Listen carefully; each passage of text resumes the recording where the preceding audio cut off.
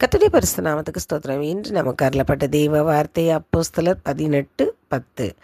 நான் உன்னுடனே கூட இருக்கிறேன், உனக்கு தீங்கு செய்யும்படி ஒருவனும் உன்மேல் கை போடுவதில்லை. இந்த வசனத்தில் கர்த்தர் வாக்கு கொடுக்குறாங்க. நான் கூடவே இருக்கிறேன், உனக்கு யார் தீங்கு செய்யணும்னு நினைக்கக்கூட முடியாது, நான் தடுத்து போட்டுருவேன்னு சொல்கிறாங்க. இந்த வசனம் பவுலடிகளாரை பார்த்து கர்த்தர் சொன்னதாக இருக்குது.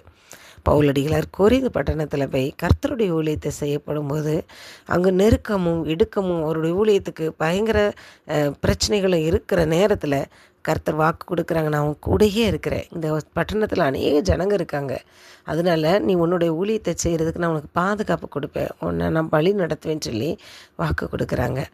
நம்முடைய வாழ்க்கையிலும் கர்த்தர் நம்ம கூடவே இருக்கணும். அப்படி இருந்தால் தான் நம்மை சுற்றிலும் இருக்கிற நெருக்கத்திலையும் பிரச்சனைகளிலும் நம்ம இருந்து தப்பித்து கொள்ள முடியும்.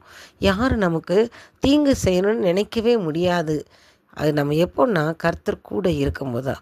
அவர் எப்போ நம்ம கூட இருப்பாருன்னு சொன்னால், யோவான் 15:4 என்ன சொல்லியிருக்காங்க, என்னில் நிலைத்திருங்கள், நானும் உங்களில் நிலைத்திருப்பேன்னு சொல்லியிருக்காங்க.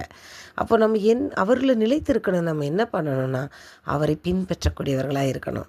அவர் நமக்கு தந்த அந்த ரட்சிப்பை பாதுகாக்கக்கூடியவர்களாக இருக்கணும். அவருடைய வழிகளை நம்ம கை கொள்ளக்கூடியவர்களாக இருக்கணும். சத்திய வசனத்தை நம்ம ஏற்று அதன்படி நடக்கக்கூடியவர்களாக இருக்கணும். இதை எல்லாமே நம்ம செய்யும்போது தான் அவரை நம்ம பற்றி கொள்ள முடியும். முழு ஆத்தும பலத்தோடு அவருடைய அன்பு செலுத்தும் போது அந்த அன்பான தேவன் நம்மை விட்டு ஒரு பொழுதும் விலக மாட்டார், நமக்குள்ளே இருப்பார், நம்மை பற்றி கொள்வார், நம்ம கூட இருந்து நம்மை வழி நடத்துவார். அப்படி இருக்கும்போது நமக்கு எதிராக யார் எழும்பவே முடியாது.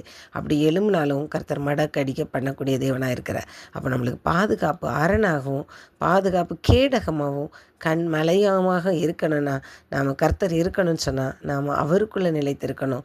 அப்படி இருக்கும்போது அவர் நமக்குள் நிலைத்திருப்பார். ஸ்தோத்திராஜ, நன்றியோடு துதிக்கிறோமப்பா. இந்த நாட்களில் நீங்கள் தந்த வார்த்தைகளுக்கு நன்றி தகப்பனே. நாங்கள் எப்பொழுதும் உமக்குள்ளே நிலைத்திருக்கணும். உம்மை விட்டு விலகாதவாறு நாங்கள் உம்மை பற்றி கொண்டவர்களாக இருக்க நீங்கள் எங்களுக்கு உதவி செய்யுங்க. இயேசு கிறிஸ்து மூலம் வேண்டிக் கொள்கிறேன் பிதாவே, ஆமீன்.